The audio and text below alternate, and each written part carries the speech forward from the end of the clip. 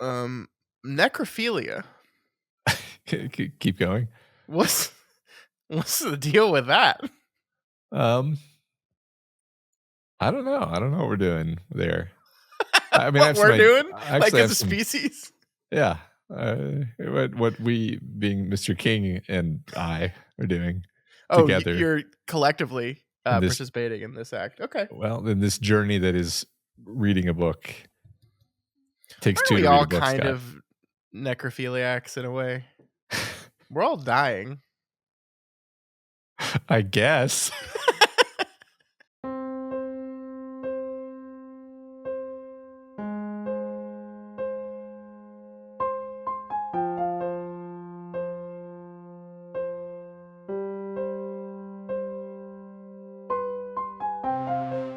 Hello and welcome to Flanagan's Wake, a Doof Media podcast watching, analyzing, and discussing the collective works of Mike Flanagan. My name is Scott Daly, and I am your host. Joining me, as always, coming to you right after his late-night cemetery run, it's Matt Freeman. How's it going today, Matt? It's pretty good. What You're doing great. What you got there? Drumstick. Oh, it looks pretty big. It's like a big chicken. It's a human drumstick. Oh, I mean, I guess we're just being forthright with it. That's fair. That this has been the narrative of Gerald's game. Is Matt is a cannibal and a necrophiliac, Matt? Possibly based on I'm an open-minded kind of guy. Let's. Okay. This is going to be a really interesting conversation for everyone, I think. This week on the show, we are reaching the end of Stephen King's Gerald's Game. Jessie confronts the Moonlight Man, writes a letter to an old friend, and for the first time in a long time, gets a decent night's sleep. Matt, what did you think of this week's reading?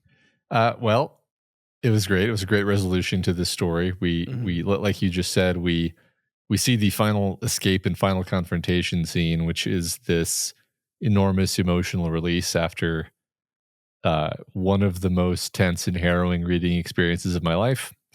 And then we get I think I don't want to just call it a denouement, because that doesn't seem to capture what King is doing with the ending of this book, but I don't know what else to call it. So we call it an extended denouement, perhaps.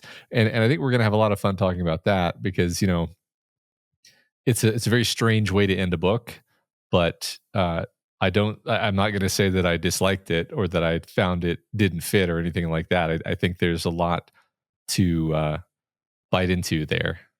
Yeah.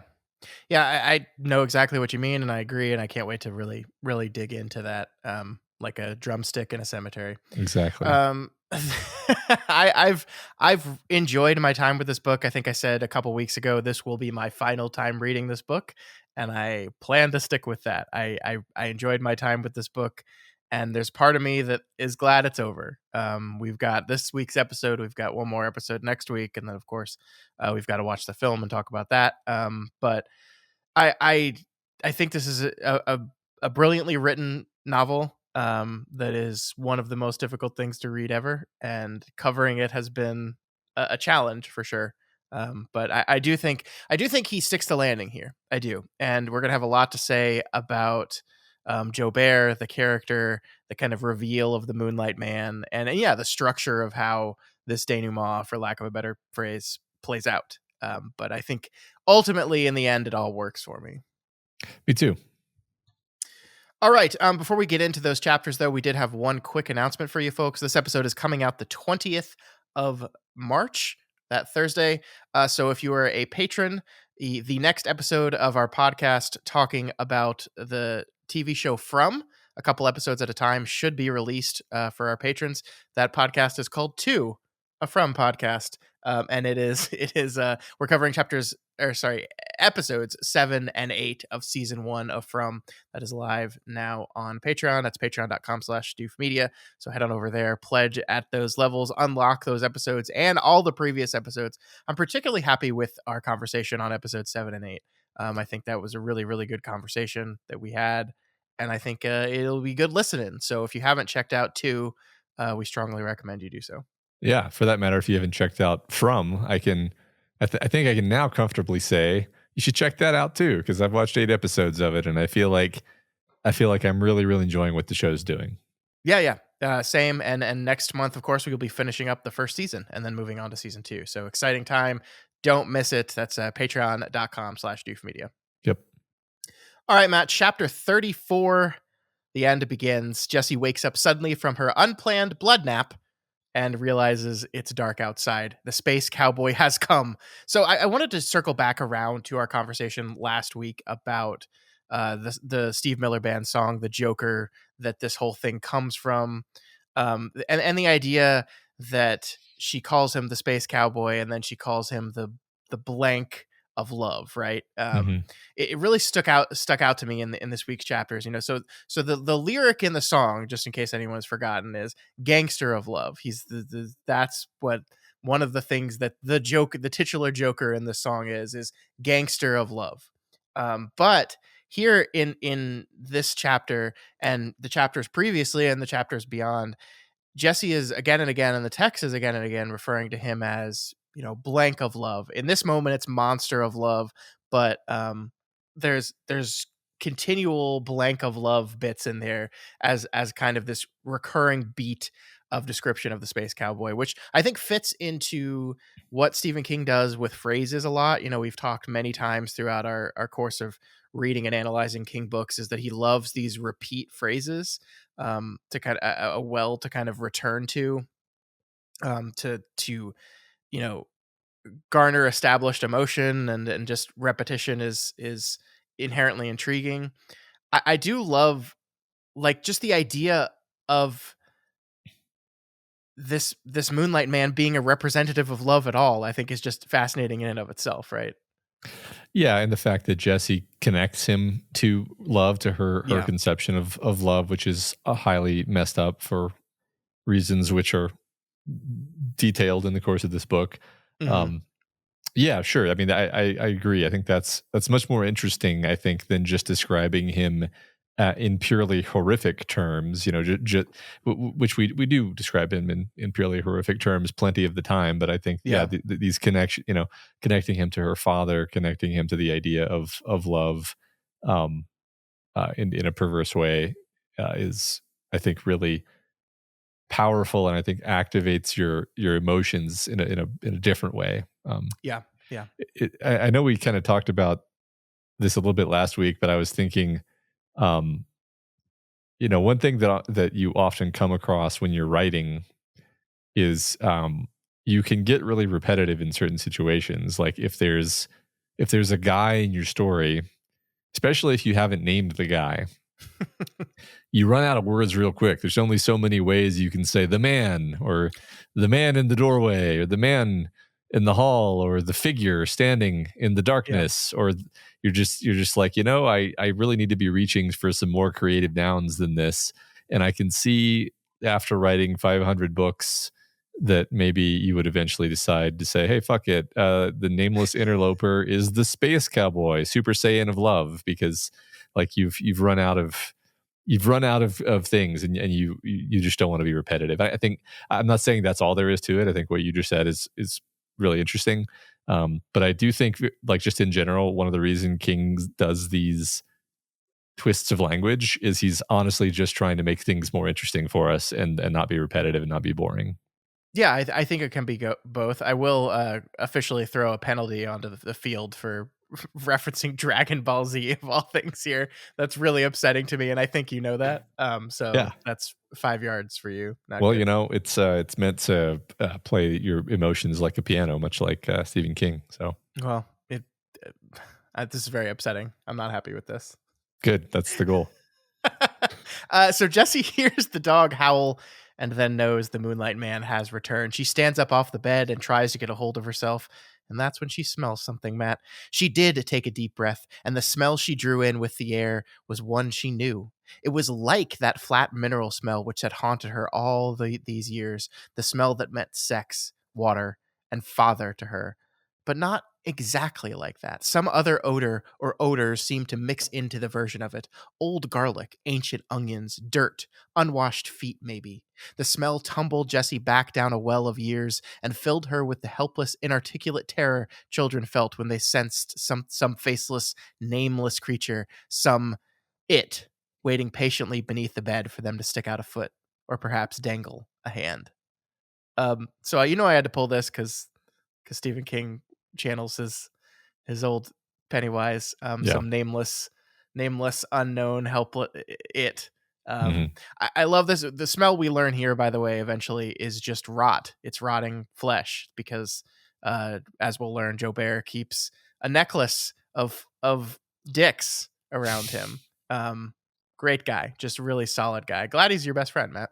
But I really, really just love this. As we've talked throughout the book about kind of the power of smell and how smell is connected to memory, and for Jessie, the smell of the spunk, we'll call it, was one thing that like forced her down the path of memory. Even it, like she put up a lot of very good walls at trying to avoid accessing the memories of what happened at the lake that day, but smell was one thing that kind of could get around her defenses there a little bit. Hmm.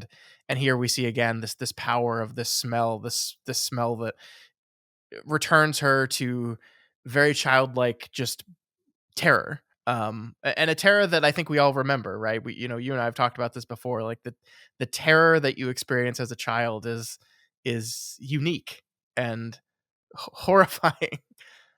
Yeah. Yeah, no, I agree with your point about smell. I don't know that we've talked a ton about the idea that this whole book is just repeatedly hitting that note of smell. I don't know that we made that point that you just said there, that smell activates memory in a way that other things don't really. And so um that's been part of this whole ordeal for her, is the memory of the smell or things that happen that remind her of the smell, and that Hmm. being impossible to escape. Like she can't use her normal tools of sort of compartmentalization and self-distraction because the smell isn't going anywhere. Yeah. um it's interesting because I have thought a few times, like, I don't really know what this smell is that he's referencing, this flat mineral smell. And I Matt, kind of, it's jizz. but like, flat mineral smell, like, I honestly just don't. This isn't a criticism though. My point was going to be, doesn't it really matter if you know what smell she's talking about? Just matters that you understand the nature of how smell interacts with memory. And I think the book works perfectly fine at explaining that to you and connecting with you in that way. Yeah, I mean, I definitely don't like smell in my mind's nose.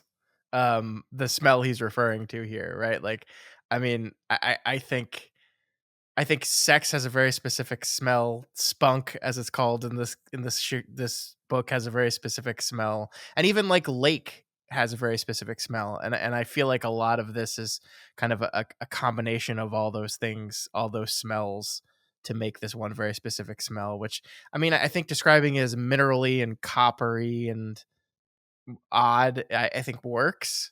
But yeah, I mean, it's not like I know exactly what that smell is like. Um, Yeah.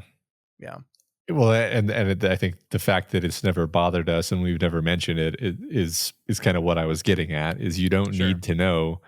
Like, he didn't say, for example, it's the smell of corn, which he could very well have since it's Stephen King, Mhm. and we all know what corn smells like. But he didn't. He chose. He chose. I know I'm harping on this, but like, flat is an unusual word to use to describe smell anyway. Like, Sure. it's I don't think I've ever heard a smell described as flat. So he's clearly going more for like the emotional affect of it than he is asking you to like remember a specific smell. Yeah, I think that's fair. It's so funny that like, yeah, flat is one of those words I never thought twice about, but when you actually like think about it, yeah, what does something flat smelling smell like? I'm not 100% sure. Yeah, no idea. Honestly, Yeah. it's like I don't even know what that's gesturing at in a literal sense. I know that in a emotional sense, it's like a deadened sort of unpleasant smell, right? Yeah. I think this is a great way where books can be like a cheat, right? Because Hmm. like, yeah, you don't have to actually get your audience, your readers to think of the smell you're referencing. If you do a good enough describing the intent of it, you get there. This is also something, by the way, that like just almost definitionally cannot be in Flanagan's adaptation, is the importance on smell here. Because I mean, yes, you could have a scene where like a character goes, but like that it just like loses all the effect of what the importance of smell functionally in the story does. So this is one Totally. thing, you're reading the book and you just kind of have to be like, well, we've got to carve this out of our adaptation. Like, can we capture the idea of this in some other manner? Hmm.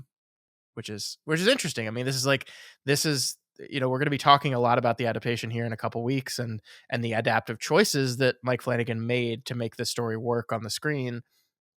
And this is why like a strict by the letter adaptation never really works, and you have to get creative and you have to find that. I mean, like it is not to say that like smell is not important in this book. Of course it is. It serves a functional role. We just talked about it. So is there a way to capture that idea using a sense that works in a visual medium? Sure. Yeah. Yeah, something we can pay attention to when we watch the movie, I think. Yeah. So Jessie is at first frozen in fear, but eventually wills herself to walk out of the bedroom and into the hallway. As she passes by Gerald's office, she feels a presence there, and despite not wanting to look, she does so. And of course, Matt, we see standing there it, the Space Cowboy, the Moonlight Man.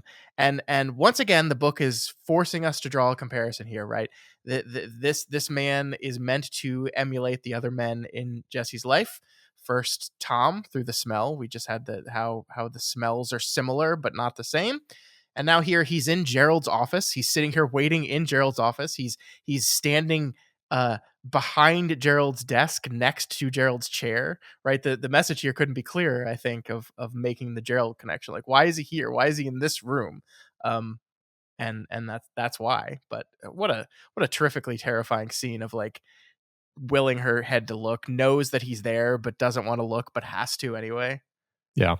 I thought that the reaction of just sheer horror that she has is described so perfectly. I don't know if I've ever read a more accurate description of the experience of horror when you see something that you really don't want to be there. Yeah. And yet it's um, there anyway. Yeah, like everyone I think has experienced the horror of like you feel like something's in the corner of the room and you just feel like your neck is you're almost not in control of your neck anymore and you have to turn to look at it despite not wanting to. But of course, like in my experience, 90% of the time there's nothing there. And then this time, oh wait, nope, he's right there actually. yeah. Yep. And her body and like she makes like a sound. I forget how the sound is described exactly, but just some Yeah. involuntary sound that she makes. I'm like, I can just totally imagine this. Just it's one of those things that paints a picture in your mind. Yeah, she pees herself also in this Mhm. moment. Another Stephen King staple of characters getting so scared they piss themselves. Which, look, I'm not saying never happens, but I don't think it happens near as much as it happens in Stephen King stories. Yeah, I don't know. Good question. There's only one way. We need to do science here. How can we scare you enough to see if you pee yourself? I guess make me continue to watch all these Mike Flanagan TV shows. From what I hear, that Okay, should get me deal. But there. you have Yeah, to be honest with us. about whether I pee myself. Yeah. Yeah. Okay, I will. I'll be honest. Okay. Good. Great. Um, So the space cowboy smiles at her, picks up his case off the floor, which in this moment, Jesse and therefore us realize it's just a mortician's box, but like a miniature mortician's box, like for a child, um, which is just an awful image. Yeah, highly evocative in all kinds of ways. What a clever design for a monster to be carrying around a mortician's box in the form of a dead child carrying basket. Hmm. I like it. It almost seems like, oh, I must have seen that somewhere before, right? Because it's such a clear sign of like a metaphor or a symbol rather of like death and evil and It's not even just death, too, right? Like yeah. this is for a baby, Yeah. essentially. Yeah. So it's almost specifically innocent death, right? Like if baby is the personification of innocence, then the death of a baby is the death of innocence, which Hmm. I think that works well for what the story is doing, right? Like Jessie went through an ordeal when she was still a child that essentially stole her childhood away from her. Yeah. So not to jump to talking about Joubert too much, but like a lot of what he does is more like profaning the sacred than Yeah. anything else. Like I'm gonna borrow from what I was gonna say later and just say like the order in which we learn information about Joubert is really interesting because the first litany of stuff we learn about him is a lot of what I just said, a lot of profaning the sacred, Yeah. a lot of sort of profaning of innocence. And then we learn, like, oh, yeah, and he also murdered some people. And I thought that was funny because it's like clearly we're centering that first element, the element of, um, uh, spiritual corruption, you could say, more Yeah. so than just like, oh, he's a real bad guy in the way that a murderer is a bad guy. It's like, no, there's this extra way in which he's a bad guy, actually. Yeah, because I think it's just because he has to represent something broader and more universal than any specific kind of h- monstrous act, right? Hmm. Like he is not like it's not that he's a pedophile child molester like Tom was. It's not that he's a potential rapist asshole like Gerald was. He has to be something more than that because he's essentially in the story functioning as metaphor, right? Like that becomes very clear at the very end of the book. So I think this is you're absolutely right. Like the specifics of like murder and things like that, I think are less important than just the overarching horror of yeah, what you said, like violating just violation. Yeah. Just like yeah, I think Eh, and I think they're less important to Jesse too, because when we say the book takes its time or the book sequences these things this way, it's actually really Jesse who's sequencing things this yeah. way because of the nature of the way that section is written. I know I'm getting Yeah. ahead of ourselves, but I wanted to mention it here in context of talking about w- w- this idea that he's carrying the mortician's box and like what that symbolizes. Because I totally agree with you, that's central to what we're doing. It's not just that he's here to murder Jesse, which he may be, but it's more everything else that he represents. Yeah, I agree. So Jessie, this is the moment where she realizes that the smell that she smelled before was actually just rotting flesh, and reaches the conclusion that the man standing before her must actually just be dead. He's a corpse. He's dead. He's not alive, and that causes her to slowly lose her grip on sanity. Matt, I love the writing here so much. It was Pumpkin, and she was shrieking, but she was also a long way off, lost in some deep stone gorge in Jessie's head. There were lots of gorges in there, she was discovering, and lots of dark, twisty canyons and caves that had never seen the light of the sun. Places where the eclipse never ended, you might say. It was interesting. Interesting to find that a person's mind was really nothing but a graveyard built over a black, hollow place with freakish reptiles like this crawling around the bottom. Interesting. So I just want to say that Jessie stole our word, and that's that's rude of her. Yeah, What can we say about this if we can't say it's interesting? I don't know what to do. yeah. I liked it. I like how she's losing her mind here. There, I said it in a different way. Oh wait, that had the wrong meaning though. Uh-huh. Yeah. Uh, no, I mean it does seem like she. So this is one of those things that's interesting about the way this book ends. Damn it, I said it. I said interesting. Um, the way this book ends is she's out of the handcuffs. Okay, Yeah. we did that. That part is over. She's gonna make it. She's leaving. The book is over. Psych. Now is when she loses her mind after Mhm. getting out of the handcuffs, right? Yeah. Like, and I think that's an interesting thing the book sort of carries forward is you really want to see, like, and then Jessie got surgery to repair her hand, and she lived happily ever after. And the whole rest of the book is like Jessie still has a lot of work to do to even contemplate anything that looks like happily ever after. Yeah. Maybe by the end, maybe by the very last paragraph of the book, we get a glimmer of hope that there may be a happily ever after. Hmm. But let me be more clear.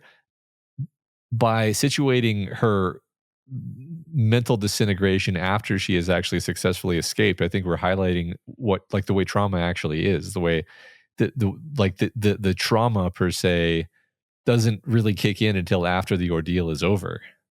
Yeah. Um, Trauma is the lingering manifestation of the ordeal. The ordeal is the ordeal.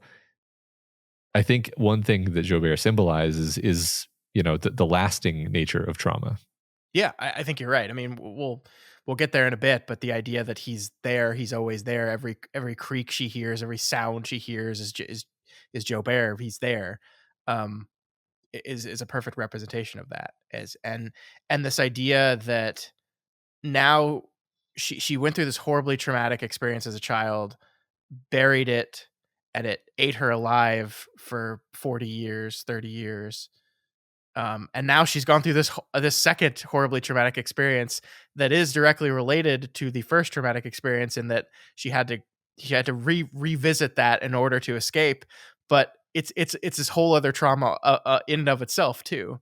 And you do this, like, oh, she's just fucked. If, like, she barely has begun processing the first bad thing that happened to her, and now there's this horrible thing that happened to her. How is she going to get through this? So yeah, I mean, I think you're right that it is perfect that all of this occurs. The handcuffs are off. The things that chained her to the bed, literally and metaphorically, have been released. Pumpkin is out of the stocks, but that doesn't mean your brain's fixed now.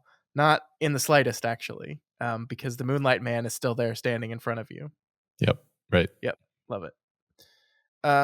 So he begins to move towards her, and at the last moment, she yanks off her wedding and engagement ring and throws them in the open box. And I just wanted to stop here and take a second to think about this for a bit, because that imagery is just absolutely perfect. That what is the way she defeats is the wrong word, but overcomes the Moonlight Man, is by tossing the things that shackled her to Gerald. The Hmm. the metaphorical handcuffs of marriage, that shackled her to this man, is what she throws and releases before sprinting out of the room. Um, just wonderfully evocative imagery. Like, I when King thought of, like, I wonder, you sometimes wonder order of operations here, like what idea came first, Hmm. and I wonder, like, did he think of this idea of chucking the wedding ring before he thought of Joubert carrying around a case filled with bones and rings in it? Like, which happened first, you know? Hmm. Yeah, that's great. I don't even have a thought on that because it just feels all so organic and of a piece. It's hard to imagine. Yeah. Yeah. Um, I like I like what you just said there, because, like, we don't really understand in a kind of logical sense, like, why Joubert doesn't follow her out of the house. Yeah. Um, but I don't care at all, because you Mhm. understand, like, in the metaphorical sense, that, like, she sort of paid. It's almost like a fey thing, where it's like she Yeah. she she paid the toll, and it was, she correctly figured out the puzzle, and that was to give away this particular token, which, as you just said, symbolized her ties, um, to Gerald specifically, but really to, like, that whole system in general. Yeah. Yeah. A perfect moment. I really love it. So he does not follow her, though, despite her thinking that he does. Jessie runs away, exit the house. Which, I love the King's description of the house as she looks behind towards it as she runs, as looking like a skull in the moonlight. How had she never noticed before how much the house looks like a skull in the nighttime? I love that Mhm. imagery. This is the place of death, and I am escaping from it. Um, Yeah, I think, like, this escape from the house sequence is one of the scariest parts of the book for me, which is funny because Joubert doesn't follow her, but she and kind of you are convinced that he is. I mean, I'll say it Yeah. this way: like, I strongly suspected that he was not following her because I've seen the movie, but the way it's written, you're still just like, oh my god, like he could be right there at any Yeah. moment, you know? I mean, to skip ahead a little bit, the first time we see him in the back of the car, there's no real indication that that's not Hmm. Jobert until later, where the sequence kind of reveals that no, that was just her imagination. Whereas in the movie, I think the movie makes it very clear very quickly that this is just her imagining him. This is the presence of Jobert that is going to follow her forever until Hmm. she deals with it. Yeah. Really great. Yeah, I completely agree with you. I was reading it and I was, despite having read it before, I was like trying to remember, like, does he follow her? Like, there's that moment where she like is convinced she smells the smell of the rotting flesh, like just right behind her, and is convinced that he's right there and just reached out and just narrowly misses grabbing her. Oh, it's great. It's really great. Yeah. Yeah. So after a few failed starts, Jesse finally gets the car running, and as the headlights turn on, they shine on poor Prince, and we get one final look at him. Her hate and fear of the dog had gone. She saw how scrawny it was, and how the burdock stuck in its matted coat, a coat too thin to offer much protection against the coming winter. Most of all, she saw the way it cringed away from the light, its ears drooping, its hindquarters shrinking against the driveway. I really love, Matt, this final look at Prince, the dog, because I think if you look back to our conversation over the past 5 episodes, we've sometimes been struggling at how to make the connection between Prince, the dog, and Gerald and Tom. I mean, I think the book is clearly inviting us to draw that comparison between them, right? Like we've had that image of the Tom mouth, the dog mouth, and the Gerald mouth all kind of in one collective head. And I think one thing is true, as was pointed out to a listener a couple weeks ago. A dog starving to death, deciding to eat the corpse of the man, and a horny child predator taking what he wants from his daughter are not the same thing. They are not two creatures fulfilling their quote unquote needs. That is Hmm. not that it is a false equivalency to compare those two things together. And so I think if you listen back to the episodes, there are times when we're clearly being invited this to make this connection, and you and I are kind of scratching our heads like, okay, like I kind of see this a little bit, but like also not really. And Yeah. I think here at the end, as she gives this final look at Prince, do I think I finally understand what's happening here. The book was not inviting us to make a comparison between Prince and Gerald and Prince and Tom. Jesse was. The Hmm. character Jesse was making the comparison between a father taking what he wants from his daughter and a dog driven by need eating a human being. Jesse was doing that because that was part of Jesse's justification or coping, and also part of what what Tom told her, right? Like a man has needs, right? That's what he told her. That's one of the things he blamed it on, was a man has needs. My wife was not giving me what I want, and so I lost it in the eclipse and I took it. Um, so I think that makes everything clear. And at the end, I think Jesse seeing the dog and hate and fear of the dog disappearing, seeing him for what he was, just a scrawny animal that's kind of doomed to not make it through the winter, crumbles the Gerald and Tom comparison of the dog once and for all. And we see these are not comparable things at all, actually. And if anything, she is more related to the dog than either of those two men in her life were. Yeah, absolutely. I like that a lot. Yeah, it was her who extended the generosity to her father and her husband, that they had needs in the same way that the dog does. It was not the book. I agree with Yeah. that.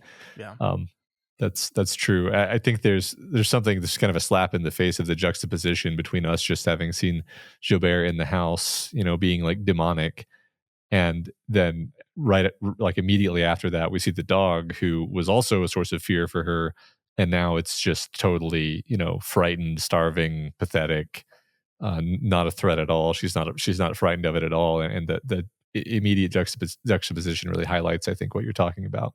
Yeah, yeah. Great. It's really great stuff. Once that finally clicked to me, I was like, "Oh, of course. It all makes sense now." Yeah, Um, yeah. So Jessie drives away, still terrified, still unsure of why the monster in the house has let her escape, which is a really great thing we haven't talked about with the tension of the escape, right? Is not only is she convinced that he's right behind her, but when he's not, the terror then becomes, well, why not? Why is he letting me go? Why is he not chasing after me? Does he know something I don't know? Is he waiting? Is he actually, did he go out a door that I wasn't looking at? Like the why of it is almost as terrifying as the reality of him chasing after her, which I think is really great. Yeah, I agree. Yeah. And then she looks into the rearview mirror and sees him sitting in the back. And I love this writing so much. The stranger was sitting in the back seat with its eerily long hands pressed against the sides of its head, like the monkey that hears no evil. Its black eyes stared at her with sublimely empty interest. Sublimely empty interest. You see, me see, we see nothing but shadows. Like, that is such an evocative image. Like, Jobert with his hands on the side of his head is not a thing that we've seen with Mhm. Jobert, right? Like that's a thing that, as it's revealed, is her her subconscious is making up for him Mhm. to be like that. Um, what do you think that means? Um, I mean, the monkey see no evil thing is interesting because it does. I think I just immediately saw that as connecting to this idea of how kind of how Jessie has lived her life. Honestly, she's and the way her mom was, the Hmm. part of her mom that is the good wife, right? Where it is very much a see no evil, hear no evil, speak no evil sort of mindset, meaning we're not gonna think about that. We're not gonna remember that. We're not gonna talk about that. Hmm. And everything's gonna be fine because we're not talking about it. We're not thinking about it. Yeah. So that connection, I think, is there. Yeah, and I love that it's specific to hear no evil. Mhm.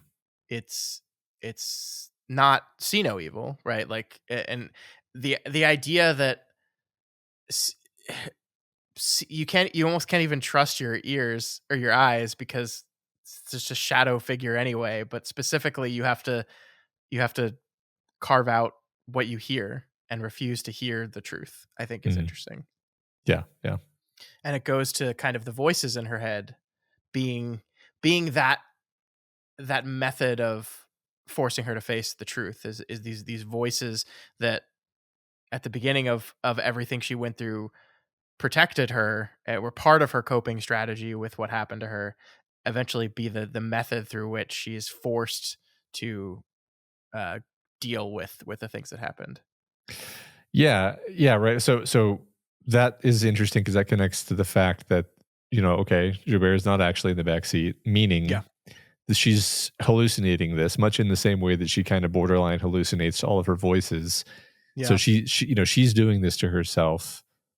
So, she is the one projecting to herself this idea of see no evil, hear no Hear evil. no evil. Yeah. Um, and and the like it's interesting. I almost want to try to say something about shadows because there's a lot of imagery and symbolism about shadows and moonlight and um the fact that the eclipse Yeah. It's is the absence of sun. It's the absence of light, right? the Yeah. absence of light and it is in fact the moon moving in front of the sun. So it's almost like the sunlight becomes moonlight, and that's when this horrible thing happened to her. And Yeah. I think that's all there. I think that basically what I just said is basically it. I don't know that it's like much more specific than that, but Sure. the idea of saying nothing but shadows, it's like yeah, everything is. When you're in the eclipse, you see nothing but shadows. You could Yeah. say, Shadows don't exist when the sun is out, essentially. yeah, yeah, yeah, I mean, they do, but you know what I mean. yeah. Um, I do love this, going into what you talk about. The thing the stranger in this image says to her is he starts repeating all the names of the voices in her head, right? He says Nora, Goody, Pumpkin, Ruth, and he repeats these names to her, which I think goes to what you're talking about with the hear no evil. Is like, don't listen to these voices. Actually, were the ones that forced you into this conflict with yourself that got your freedom. But don't listen to those voices. Listen to me, this voice. Um, and we talked about how in the moment I think King wants you to maybe possibly think that he was really in the car. Hmm. And I love how this could still work with that, right? He's repeating the voices, because for all we know, these are like Jessie has been talking to herself for over a day, and maybe she's been saying all these voices, and Jobert has just been, in the shadows, maybe not actually in the room, but listening and reacting, and he's kind of collected the voices, and now just to fuck with her, he's repeating the names that she was saying and mumbling to herself back to her. Of course, that's not it, but like I love that the book allows that possibility to exist in this moment where you don't fully really know, is this really the Moonlight Man is in her back seat right now? How did that work? Like, you almost forget that it just like rationally and logically, like, but it just like opened the door and she didn't notice it opened the door to the back seat, and then just Mhm. like hung out in the back seat for 60 seconds while she was driving down the road, just like waiting for her to look up. Just like I could just imagine him sitting back there going like, okay, when's she gonna look in the mirror? Okay, come on. It's going to be really good when she finally looks in the mirror any second now. No, that's Yeah. great.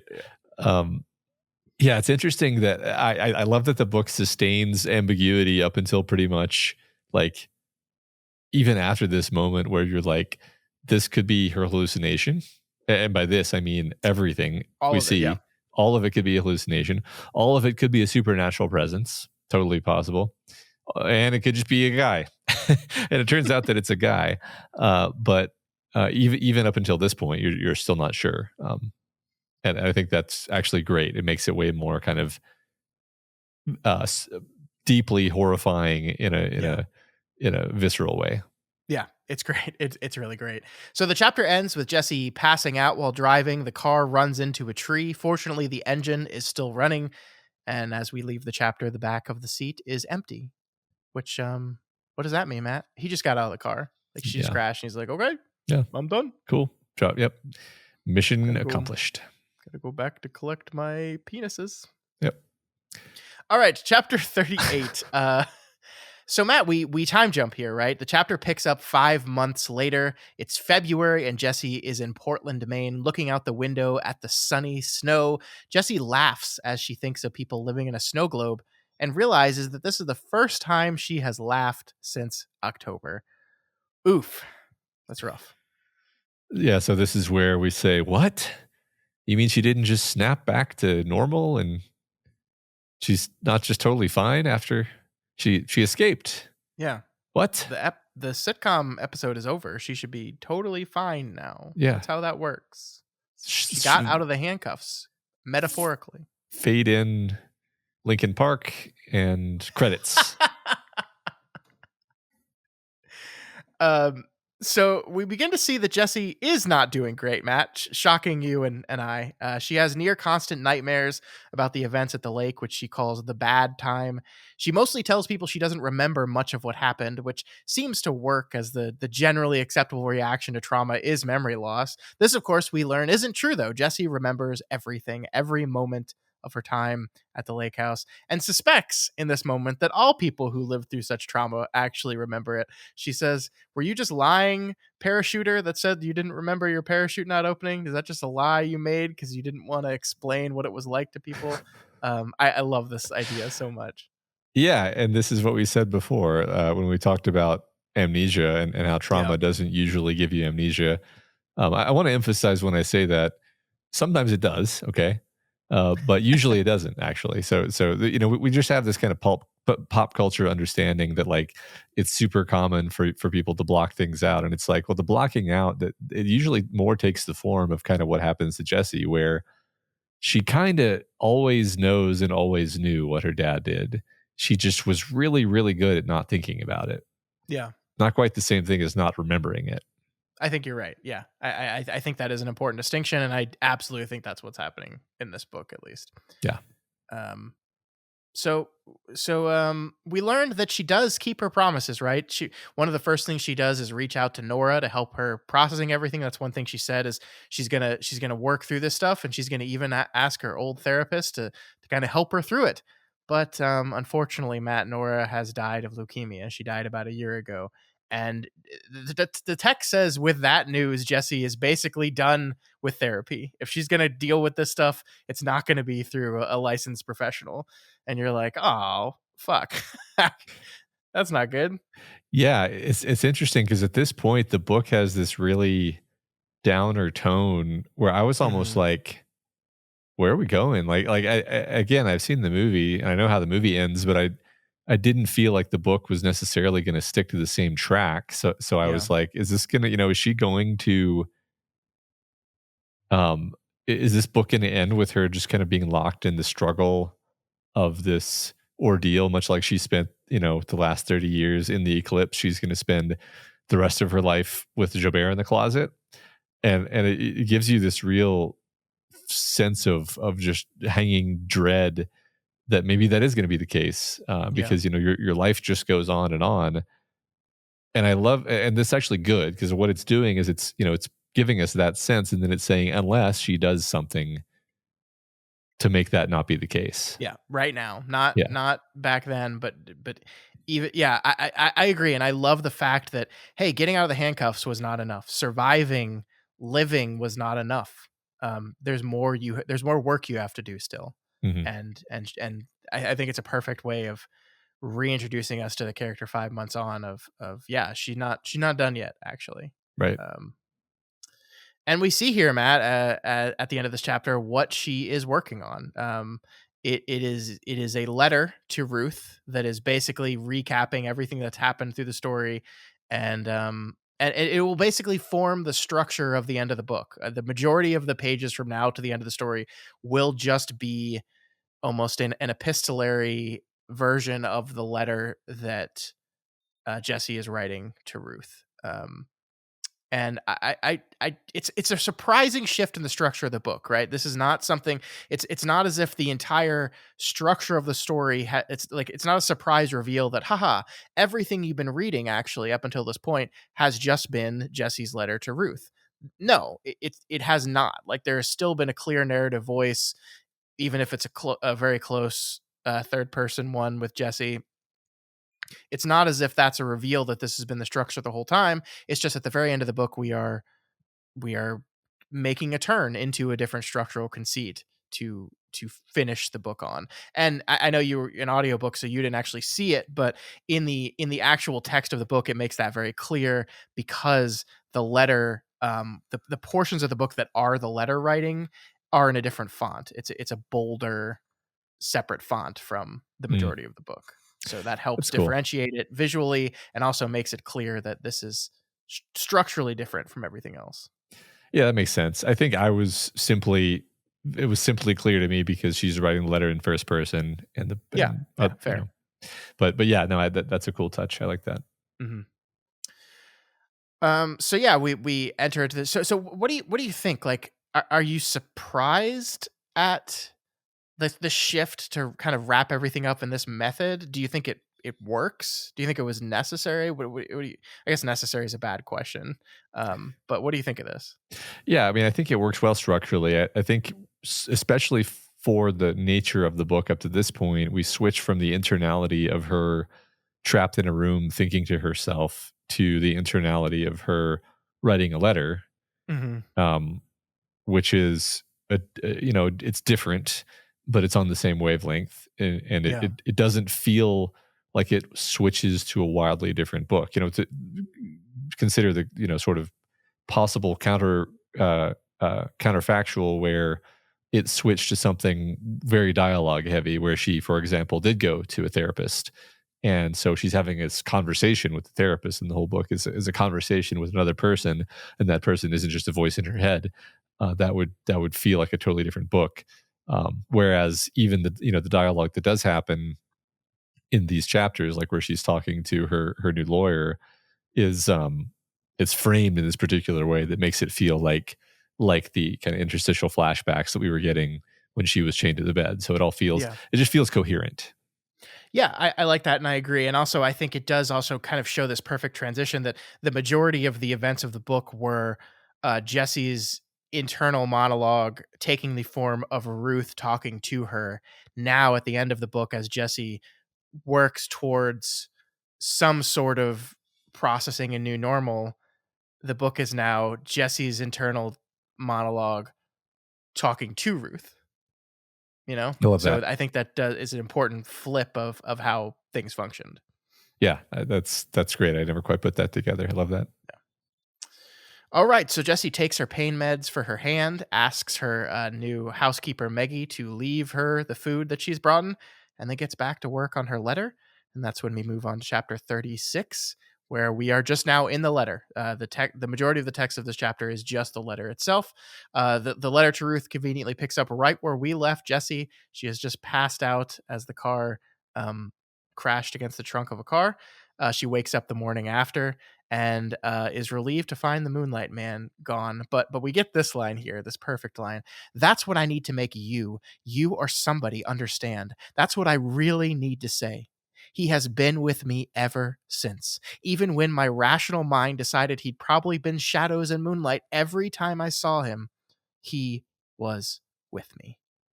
Powerful image that makes it clear this is what she has to overcome still. Like, it's very important, I think, for the reader to know, as you said, like there might be a reader who's reading this like a normal human being instead of our wacky way of doing this, that is like, hey, wait a minute, she won already. Why is she not getting the spoils of her victory? And it's because she's not won yet. And this is Yeah. why. He's still here. It doesn't matter if he doesn't even if he didn't even exist is irrelevant. He's still here. And she needs to find a way to get over that. Yes, I think this is important. I mean, I'll say on some level, every time the Moonlight Man appeared in the book, uh, for the first 2/3, I don't know that I love the choice of doing that on like an Mm-hmm. emotional level. Like you kind of feel like, what is this a necessary element in a story that works perfectly as just a great stripped down premise of like, how is this woman going to get out of this situation? Do we really need to add in this element? You feel like, this book would be fine without him, and this what you just read, this passage you just read, it really helps me understand why he's here, why King added this element. He is the literalization of the idea that you don't just walk away from this kind of incident or this kind of um, traumatic past and have everything be fine. The monster sticks with you. The Yeah. monster, whether or not the monster is literally real, the monster sticks with you. The monster is always under the closet or under the bed or in the closet. And it doesn't even have to have been real. It just so happens Yep. that it is. But that is, I think, that made this click for me. And Mm-hmm. then after that point, I was like, no, the book absolutely needed the Moonlight Man. Yeah, I'm glad you said that because I kind of introduced that idea to you last week. Not necessarily to like bait you, but Mm, I completely agree with you. I've always felt after reading this book that the book absolutely needs this character, and it needs to play out the way it does to make it function. Like I do not think this story functions without Joe Bear being a real person that really was there, and that she can ultimately confront at the end of the story. Um, so I agree with you, and I'm glad we're on the same page there. yeah, awesome. So Jessie drives the car on, eventually pulling into a country store parking lot, but she's unable to get out of her car, and that's when Jimmy Eggert rolls up, a retired CPA, and as it turns out, Matt, the only good man in the world. Well, maybe. We'll talk more about that later, though. I did like the part though where Jimmy catches her by her boobs, right? And look, I'm not saying Jimmy was like trying to cop a feel. Obviously not. She's like soaked in blood and barely alive. He's not in this moment going like, "Hey." Um, I do think there is like I think we're doing this really interesting thing with the two new men that we introduce in the book at this point. Jimmy, who's just this bit character that disappears from the novel almost as fast as he enters it, and then eventually Brandon, who we're going to spend a lot of time talking about over the next couple chapters. But I think there is this moment here where like we have this guy who's like the first decent man that we've seen in the book so far, and then he catches her by her boobs, and the book calls this out. And I think that the intent here in my mind, as I tried to think of why King did this specifically, was to highlight the vast difference between an accidental bump or an accidental grab and what Tom did to Jessie the day before the eclipse. Remember? Because there Mhm. is that moment the day before the eclipse where he bumps into her and accidentally grabs her by her breasts. And like that, there's like miles, like infinity miles of Yeah. difference between these two accidental moments. Yeah, I mean, sexuality was the last thing from this guy's mind as he Yeah. sees this, It's dead, well, like dying, yeah, practically dead. Yeah. right, just probably in sheer panic. I think again, it's connected to me with this idea of like the dog versus Tom, where it's like, yeah, Mm-hmm. this is an innocuous guy trying to help, but well-meaning, and then an accident happens, and we're meant. So I think this is one of those nice touches where it's like, yeah, like the world is complicated. Not all men are garbage, demons. Um, and you can have this happen, and then you can very justifiably just be like, that wasn't that was an accident. It's fine. Yeah. Yeah. Like we don't need to. Yeah. I like that. I like that it was included actually as a point of contrast. Yeah. I like hashtag not all men are garbage demons. I like Yes. that. Yeah. That actually was the original hashtag, but it didn't fit, so they just shortened it to not all men. Yeah. I So know. I did that. you, oh, you did that. Yeah. You were primarily okay. Cool. And then Matt, we meet Brandon. So she survives. She gets to the hospital, gets blood, survives. Of course, we know that because she's writing a letter now. But then we meet our second man, Matt. We meet Brandon Milheron, who is another candidate for the only good man on the earth, and a guy we actually get to know enough about to see if we can make that distinction. Jimmy, as we said, is such a bit minor character, minor role that he disappears from the story too fast to actually learn anything about him. Um, but Brandon is a good guy, or is he, Matt? Is he? Okay. So I'm just going to answer that question, that question, which you obviously meant rhetorically. Um, that like I think the book wants us to embrace the complexity of that question Yes. and struggle with the ambiguity of it. I don't think the book is trying to be like, now here was the best guy in the world, nor is it trying to be like, here's a guy who's secretly a piece of shit. Yeah. It's like, no, he's a man, he's a person, he's complex, he contains multitudes, Yeah. and that's just that's it. You can't reduce it any further than that. Yeah. I mean, look at this description of him. I'd like to call him a sweet man because he was there for me during one of the most hellacious times of my life.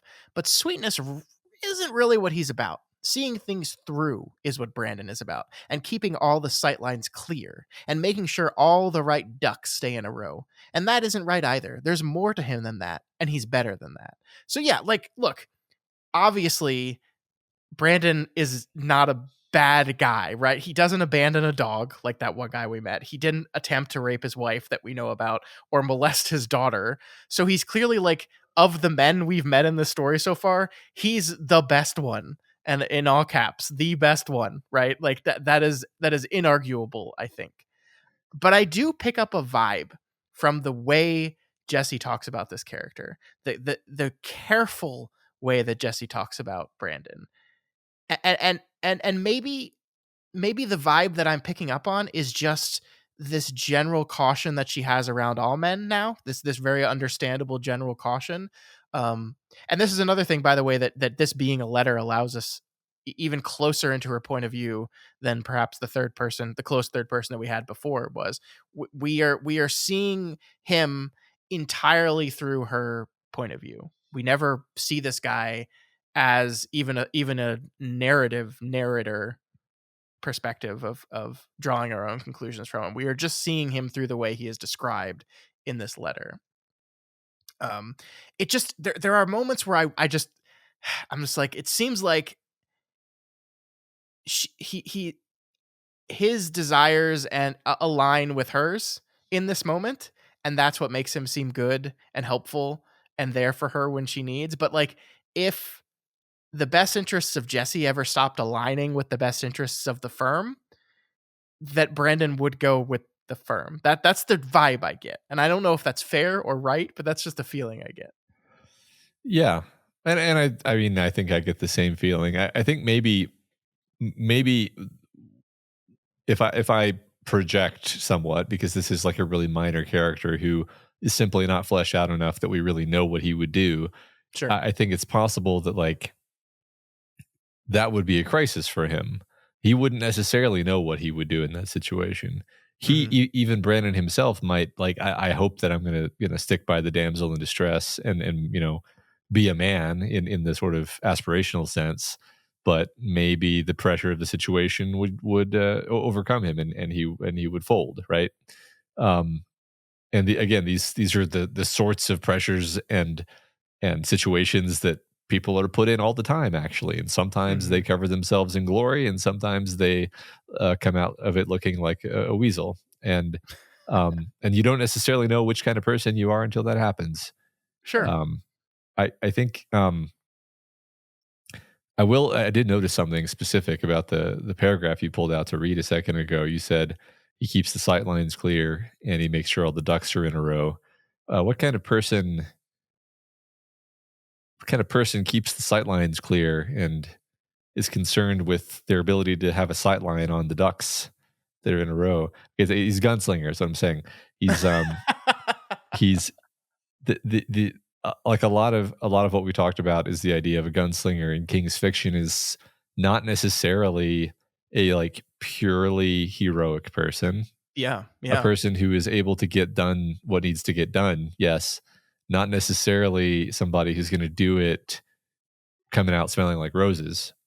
Um, so that's just a further complexification there. Yeah. No, I agree with that. Another further complexification, is that a word? Complexification? I'm pretty sure it is. Wow, what a word. I love it. I'm Are looking it you, are up. you, are you spot checking my words? No, I think it's a good word, and I've never heard it before, so I want it to exist. I Oh, feel it's like you it's from can. it's from math. That's why you know it. I feel like you can Yeah. add ification to any word and it becomes a word. Okay, deal. I feel like Scottification. I feel I love it. What does that mean? We'll define it later. Yeah. Um, I think a further complexification is that Jesse thinks he's in love with her. Um, Uh, and we receive no indication that she's off base on that. And I think she specifically says it's not sexual. She's like severely underweight and barely hanging on to life through many of their early interactions, but that he's in love with her, kind of in love with this idea of her. Um, and I think that is an interesting wrinkle on it too, because I think it maybe defines their relationship by what this man wants out of it. You know what I mean? That sure. like that if he wasn't in love with her, perhaps he wouldn't be so kind to her and so interested in her ability to make it through this thing relatively unscathed. That like that with any kindness a man shows to a woman, and by the way, I don't think the book is definitively saying this, but like that any kindness a man shows to a woman through the idea of Brandon has to be attached to some form of love, even if it's not sexual love. I don't know. I don't know. I'm reaching there a little bit, I think, but it just stuck out to me. Yeah. Well, so maybe we'll meet somewhere in the middle here. I think I have no trouble at all just taking at face value the idea that Brandon is in love with her. And Yeah. if anything, it's funny that she says like, oh, I was skinny and in the hospital. How could he love me? And it's like, you have no understanding of male sexuality, Jesse. He like I said earlier, a damsel in distress, and like that's probably how he sees her. He's like, oh, Mm, yep. she's a woman who is hurt, clearly in need of strength, and there's something appealing about like the opportunity to be that strength for a Sure. man. Yeah. And like that's not necessarily the healthiest like mode of bonding, but that is definitely a mode of bonding. Yeah. And I totally have no trouble believing that he fell in love with her. All of the stuff that she thinks is like, oh, it's got to be unattractive. It's like, no, that's that's you needing him, which is attractive. Yeah. So No. yeah. Well said. I agree. Yeah. I also love, Matt, the story that they invent to explain what happened. A story that has no handcuffs in it, that sees both Gerald and Jesse eaten by a dog, as a story so ridiculously implausible, and yet the police are just like, yeah, okay, I guess that's how it happened. Okay, cool. Uh-huh. Yeah, it's just one of those dogs that comes into your house and kills one person. And I mean, I don't know. Well, no, the story is that Gerald still dies of a heart Oh, right, attack, right. right?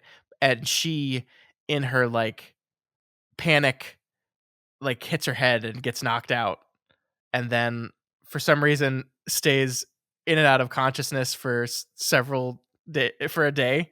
Uh-huh. And then the dog bites her hand, and that's why her hand's all fucked up, because the dog chewed on her hand. Which, Uh-huh. like, you just look at the nature of the injury and immediately go like, no, Yeah. that can't be. But I mean, I think the point is that the cops even know it's bullshit too, but they just don't care. Right. It's funny that we recently read from a Buick 8, and I very much had that in my mind when I was thinking about these cops, and sort of because from a Buick 8 really makes the cops seem like just good guys. They're just Yeah.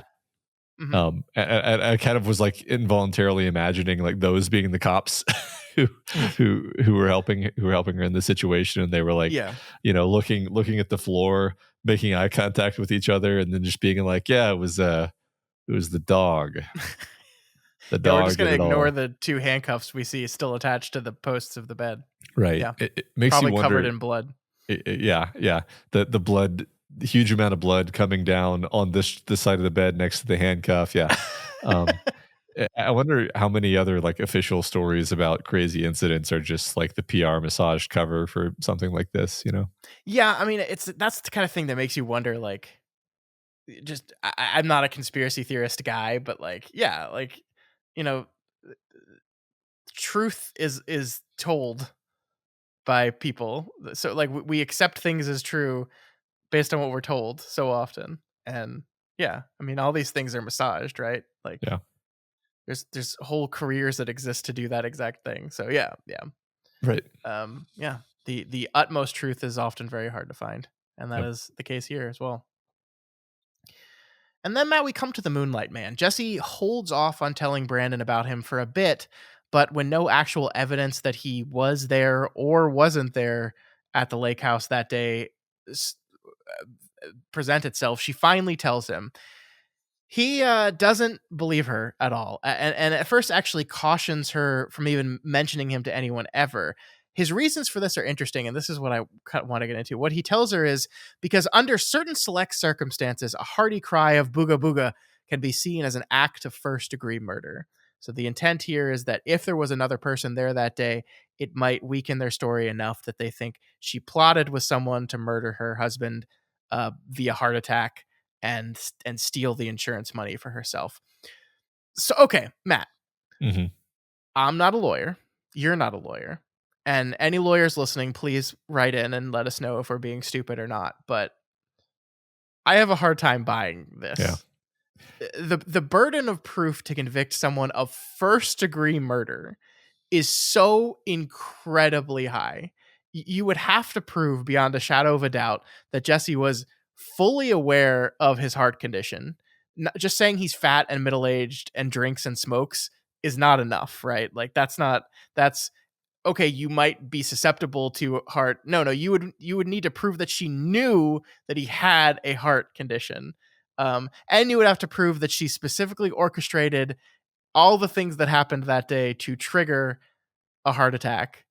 And even if you manage to prove all of that, I still think like murder in the first degree is probably out of the picture. Like maybe like manslaughter at best, you know?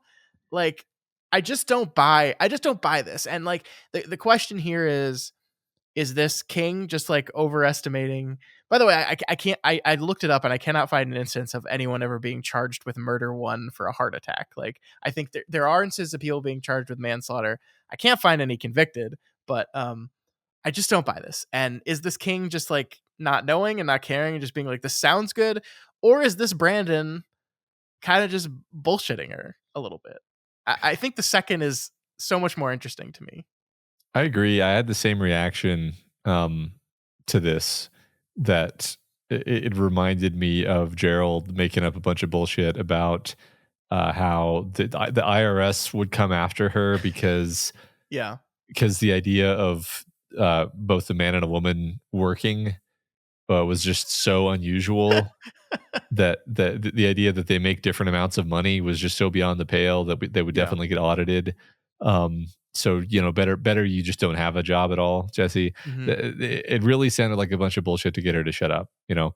I again, it's funny that we both kind of feel the same way because the book itself doesn't say or even particularly imply this. Yeah. Uh, Yeah. but I just don't. I think it might just be a personal feeling of like that's not a thing.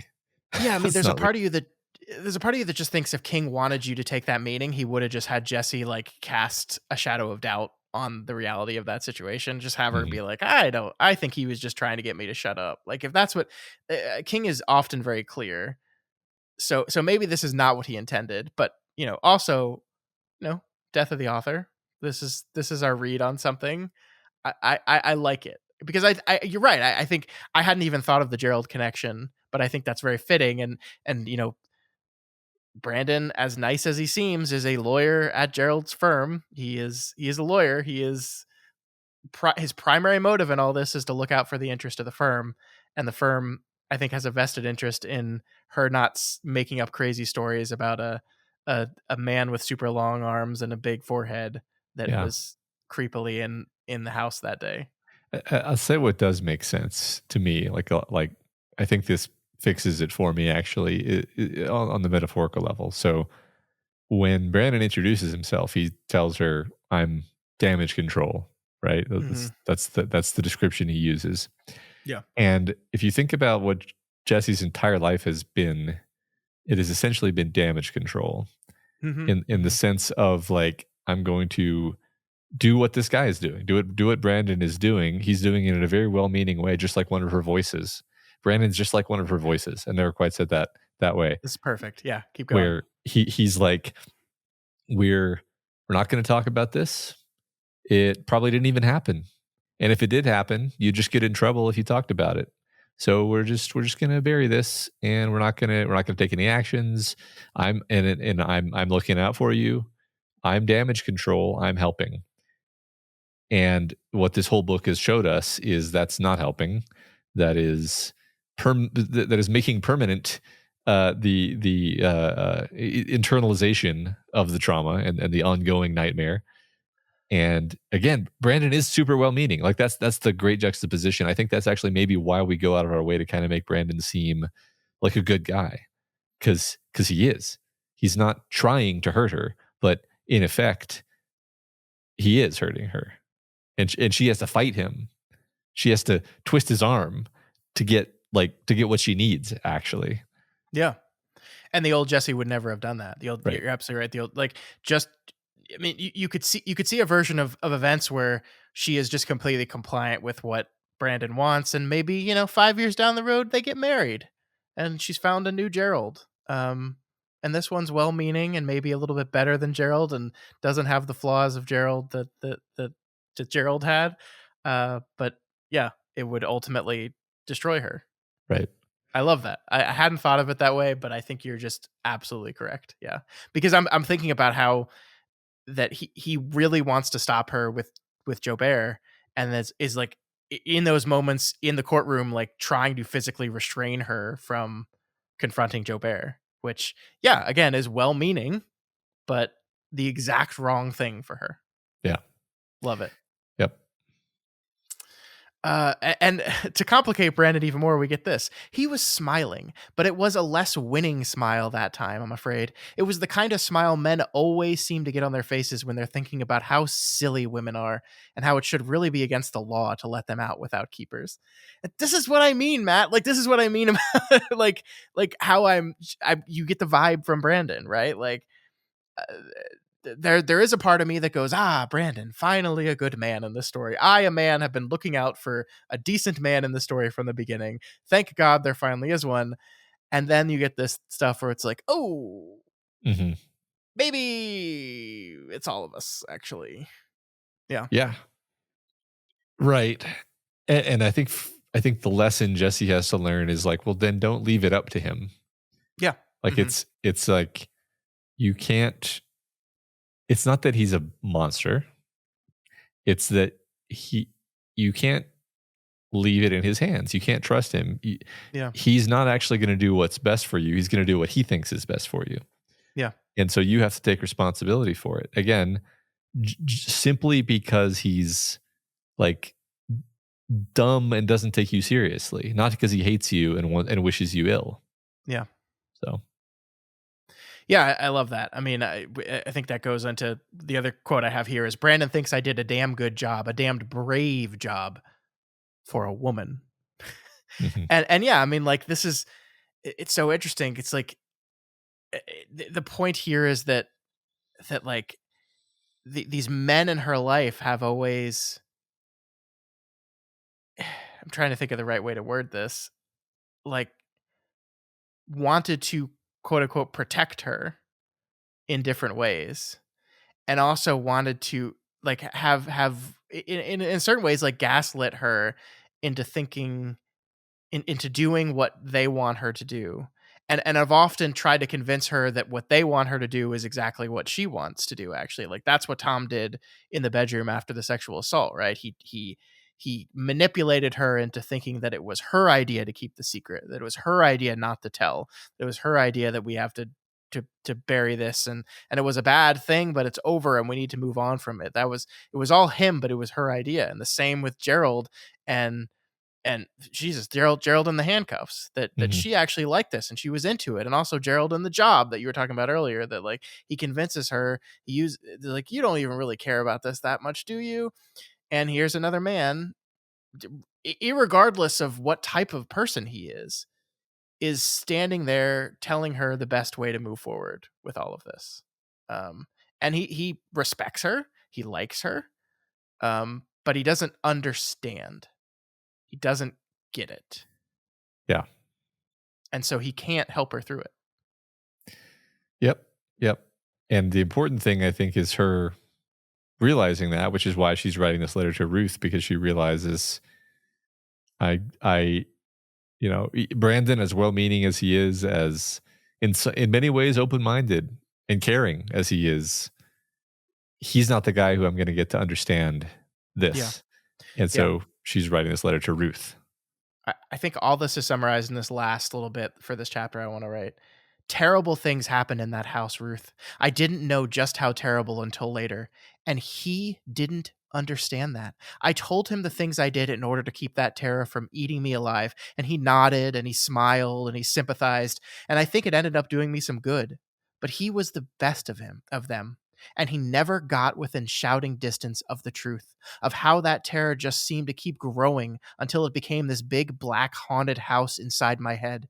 It's still there too, standing with its door open, inviting me to come back inside anytime I want. And I never do want to go back, but sometimes I find myself going back anyway.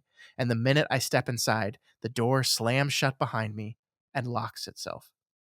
He was the best of them, and he still could not understand. Mm-hmm. Yeah. I think that perfectly sums up and aligns with everything we've been talking about over the past 20 minutes. I think you're right. Love it.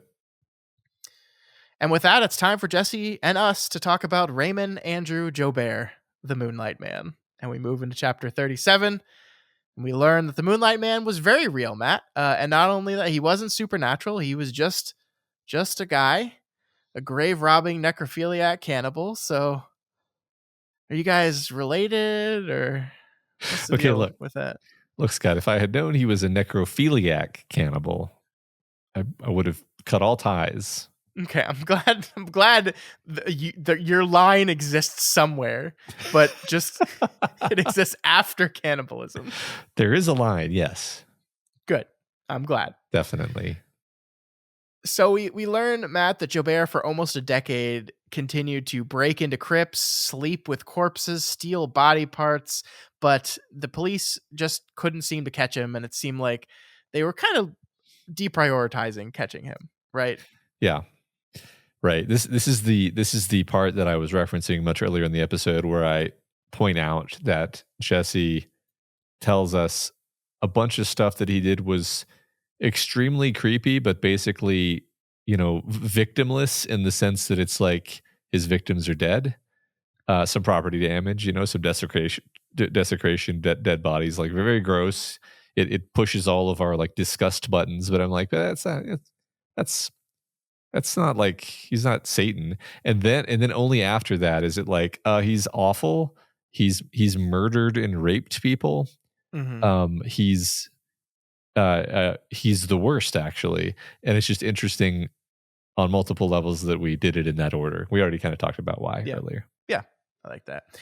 One other thing I do want to talk to you about this idea is, he stuck strictly to the gentleman, is what we're told. So, from the necrophilia, the grave robbing, primarily women, um, or men, sorry.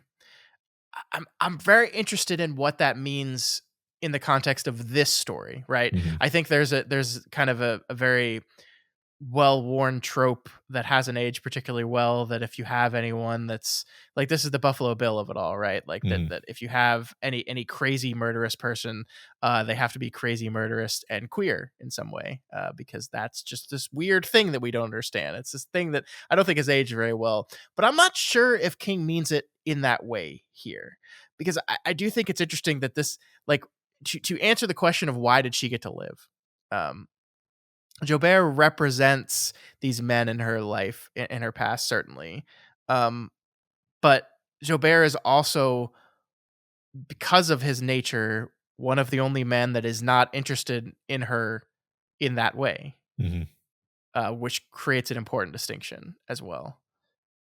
I'm not sure. I'm not sure how I feel about this ultimately. Yeah, I'm not either. I I mean, what you just said about the sort of take all of the sexually unusual things and put them in a bag together, Yeah. thing that was, basically just the way things were in the early '90s. Hmm. I think it's somewhat likely that that's the case. I think that's fair, but also, like, I know Stephen King as, like, so okay. This, you know I don't think the person that wrote it Uh-huh. is a person that, like, carries, like, homophobia with them, Right. or those thoughts. But I do also think it's very fair to jump to a conclusion that this was just kind of something that was done without thinking about it much, right? Like, that it could Mhm. very well possible he just yeah, threw things in these buckets without really thinking about it, because I think that's what was done, right? Like, I don't think every, like, it's so hard to talk about, but So like I was thinking about the desecration aspect of things. mhm, This is going to be maybe a bit of a reach, but like, how the thing people always say about Alien is, it finally made men feel the way women feel sure. about the threat of sexual violation. And it's like, it's kind of vaguely what this is doing, where it's like he's, especially, I don't know if, yeah, I don't actually know if I'm at all right here, but I'm just kind of imagining like there's a level on which this reaches a male reader that maybe has held the content of the book slightly at arm's length up to this point, because all of the sexual violence is happening to women up until this point. Mhm. And I'm not saying that it's like, oh, it's only happening to women, so I don't care. It's just you don't identify as strongly with women, and then you see this, and then you're like, oh, that hits me on another level. I don't know. I don't feel a lot of confidence in what I just said, but Yeah, I don't dislike that, but yeah, I'm not like, there's not a moment of clicking. I was like, "Oh yeah, that's definitely what it yeah, was." yeah. And I mean, it could just be a thing that King didn't really think very much about at all, and just like, it just, speaking, like, purely pragmatically, like, he was desperately looking for a reason why this man just didn't kill her and eat her, Uh-huh. and that's what he decided, and that's it. Yeah, yeah, maybe, yeah, Yeah. sure. So Matt, I just want to point out here that we do learn that it's good old Norris Ridgwick, sheriff of Castle Rock, that eventually catches Joe Bear. He's one of the ones, our guy. Um, it's pretty great. Uh, This story does, I think, chronologically take place after the events of Needful Things, which the book describes as a big fire in Castle Rock, which is very funny because it was an explosion, There was a big there was a lot of dynamite involved, but yeah, it was a big fire. It's a big fire. These things happen in Castle Rock. Yeah. So, like, okay, we're not really speaking very specifically to the details of Jobert's crimes because, well, they're really disgusting, right? But yeah, I think it's safe to say he murdered people, he ate people, he collected sex organs. He's as close a person can get to being a literal monster, right? But ultimately, he's just a man suffering from acromegaly. Is that how it's pronounced? I think Yeah, believe just so. a unchecked growth of certain parts of the body. In this case, his limbs and his head, his forehead. Um, and I think importantly, we learn that he was also sexually abused by his parents. And so that talking about how this is kind of cyclical abuse begets more abuse is right there. Yeah, it's funny. Not it's not funny at all, actually. But like we were talking about It a second ago, the Yeah. novel It, and Jobert's whole existence seems like it's something taken out of that novel, where we had so many characters in that novel where like there was some character who was just the worst, and then we kind of learned about them, and we learned that like, well, their life was awful. Yeah. And that doesn't excuse them being the worst, but you do feel for them a bit. I don't know that I felt a lot of pity for Jobert, but like we're placing him in his context of being a product of his circumstances to a large degree. Yeah. I don't think the intent there is pity at all, but yeah, Yeah, context I think is what matters. yeah, Um, Matt, I love this part so much. And do you know what haunts me most of all? I thought it was my father. That was my daddy come back from the dead to do what he wanted to do before. Go ahead, I told him. Go ahead, but promise you'll unlock me and let me out afterward. Just promise me that. I think I would have said the same if I had known who he really was, Ruth. Think? I know I would have said the same. Do you understand? And Jessie types this out and then debates erasing this. She debates just cutting this out. But I think reflecting Stephen King's own desire to only tell the truth no matter what, she decides to leave it in. And I just absolutely love it. I love the realization and I love the choice that it needs to be said. It needs to be put out there. yeah. I also made the same connection to like almost literally imagining Stephen King himself sitting in front of the page, having written that, being like, "Man, do I want to go that far? You know, do I Yeah. want to?" I mean that the eclipse scene, like I Right. bet he had that feeling multiple times while writing this story. Yeah. I think you're right. I think it probably happened to him a lot, and emphasize the whole book is about that, though. The whole book is about the Yeah. importance of the honesty and getting it out, because only then can you actually move on from it. Hmm. And that's what she was not doing her whole life. It's a, Yeah. a whole book about this exact thing. So it's of course perfect that it is centered right here. It's totally vital. We've been building toward her being able to face these horrors rather than bury them. And here, like, this is actually a pivotal moment if you think about it. I mean, Yeah. on the one hand, it's a woman sitting in front of a keyboard, but on the other, it's like, here's the choice. Do you yet again bury it? Say, no, it wasn't that bad. I'm not gonna bother Ruth with this. Or do you you know do you say it? Do you expel the poison? Yeah. Yeah. Not only that, but allow yourself like expel the poison, but also allow yourself to recognize how just fundamentally terrible that poison was. Because this realization in herself that I would have done anything for anyone if they would just let me out of the handcuffs. The handcuffs, being a metaphor for the situation that I was trapped in, right? Yeah, Like let me out of the situation, let me out the door. I'll do it. I'll let you do anything to me. And that too has been her whole life, right? Like I got out of the situation with my father. I got out of that situation um, by letting him not molest her, but letting him manipulate her hmm into believing, convincing her that this horrible, horrible thing that happened, you just don't want to face it. You don't want to deal with it. Well, just I'll let you out. I'll let you out, but if you just promise not to tell anyone about it ever. And yeah, yeah, now she can't do that anymore. So I think it's fundamental that she doesn't erase it, and it's fundamental that she realizes that that's what she was doing.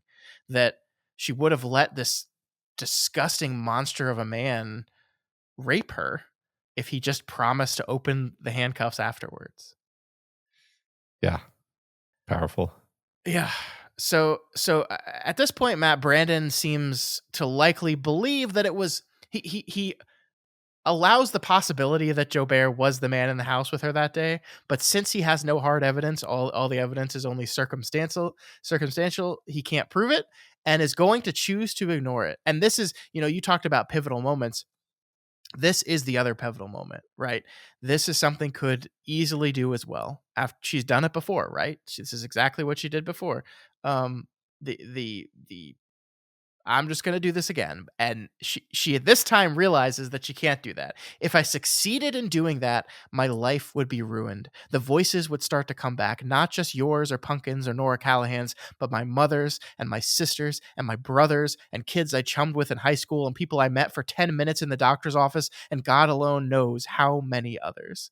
So this time, Jessie will not do that. She cannot do that. And she has to face it.